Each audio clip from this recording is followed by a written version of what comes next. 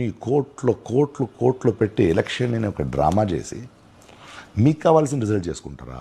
మీకు ఈవినింగ్ తర్వాత ఎలక్షన్స్లో ఓటింగ్ పెరిగాయంటే దానికి సీసీటీవీ ఇవ్వము, వీవీప్యాట్ మెషిన్స్ ఉంటాయి, ఆయర్ని తీయంటే అది తీయము, సీసీటీవీ ఫుటేజ్ ఇప్పుడు లేట్ అయిపోయిందని తీసేస్తాం, కొత్త ఓటర్స్ ఏంటని చెప్పము. అంటే this is very very clearly planned. ఇచ్చినట్టు ఇవ్వాలి, బట్ ఇవ్వకూడదు. బట్ ఎక్కడో ఒకడు ఇవి చాలా రోజులు జరగదు కదా. వ్యతిరేకత ఉందని తెలిసి ఈ రేంజ్కి దిగజారంటే this is a very serious crime exactly on the democracy, on every citizens voice. మనం దీన్ని అలా చూడాలి.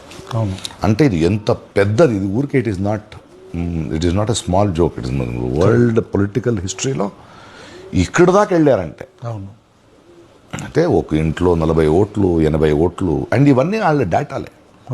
So it is very clear cut దౌర్జన్యం. It is a very very serious crime. Will have to first understand వాళ్ళు దేన్ని చంపారు. వాళ్ళు గెలిచారు ఓడిపోయారని కాదు, దానికి ఎలక్షన్ కమిషన్ ఏముంటుంది, ఓత్ తీసుకోమంటుంది. ఎంత స్టూపిడిటీ సార్, అంతే కదా. ఇప్పుడు నాది డేటా నేను ఇచ్చింది కాదని చెప్పట్లేదు. అవును, అది డినై కూడా చేయట్లేదు. ఎందుకు ఎలా చేస్తారు డినై? అంటే ఇది చాలా పెద్ద Kuttram.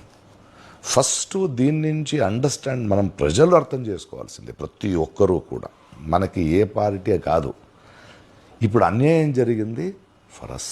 Correct.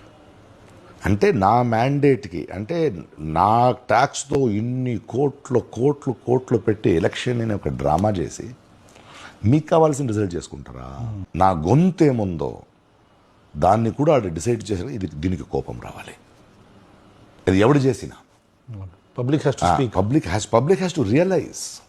We have to realize that they have killed my voice.